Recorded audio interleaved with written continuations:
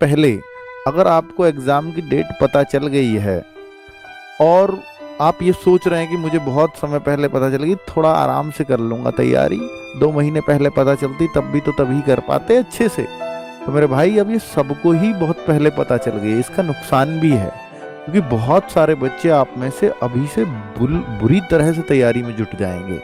और ये सारे बच्चे जो तैयारी कर रहे होंगे, मैं केवल 5 से 10% ऐसे बच्चे हैं जिन्होंने पहले यूपी पुलिस वाला पहला वाला एग्जाम नहीं दिया, केवल 5 से 10%।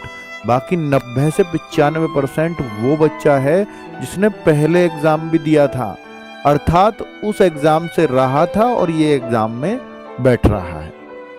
तो भाई आप ये बताओ कि जो आप में से होशियार बच्चे थे, आप में से जो अच्छा करते थे, 60,000 बच्चा, वो तो नौकरी लग गया ना। वो 60,000 की जगह 30,000 वैकेंसी होती पहले, तो वो 30,000 अब आपको परेशान करता, वो ही ले जाता इन सारी सीटों को। लेकिन वो तो 60,000 लग गया, कितना बड़ा एक नंबर आपके बीच से चला गया जो आपसे ऊपर था। अब आप सोचो कि अब जो आप रहे हो उसमें से कुछ बच्चे फाइनल मेरिट से रहे, कुछ शुरुआत की मेरिट से रह गए।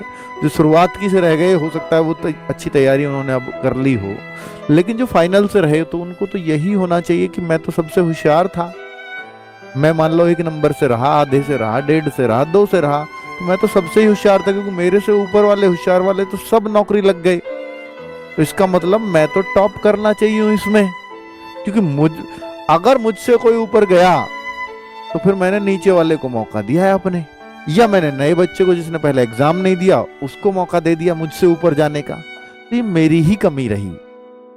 तो ये आपको खुद से सवाल पूछना है मेरे भाई। अगर आपके हाथ से कोई इस नौकरी को छीन करके ले जाता है तो फिर ये आपकी कमी की वजह से हो सकता है और कोई दूसरा तरीका नहीं है आपसे इस नौकरी को छीनने का।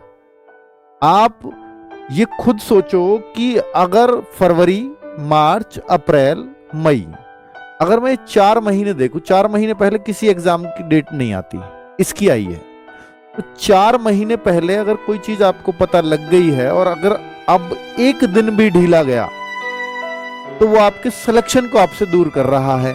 अब एक उस पल को सोच करके देखो, अब इमेजिन करो कि 4 महीने बाद जब आपके हाथ में एक नौकरी होगी, वो एग्जाम डिसाइड कर देता है कि आपकी लगेगी या नहीं।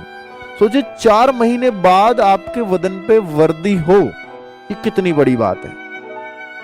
अगर ये 4 महीने में बिल्कुल इस दुनिया से गायब होकर के तैयारी ही कर लूं, तो इससे बढ़िया कुछ हो सकता है क्या? पूरी जीवन बदल सकता है आपका।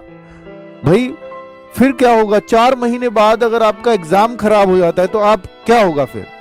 फिर आप ही करोगे कब आएगी अब अगली यूपी पुलिस भर्ती। उस टाइम को इमेजिन करो, अगर आपका एग्जाम अच्छा नहीं जाता है, जो आपकी तैयारी की बदौलत होगा ऐसा, तो फिर वो फेज सोचो। मैं 10 जून के बाद का फेज आपको बता रहा हूं। 10 जून के बाद एग्जाम हो गया खराब, आपको पता लग गया कि मेरा नंबर नहीं आना, फिर क्या है आपके पास? फिर है कि अगली भर्ती कब आएगी। और अगली भर्ती कब आती है? कभी 2 साल बाद, कभी 3 साल बाद, कभी 4 साल बाद भी, और कभी 5 साल बाद भी।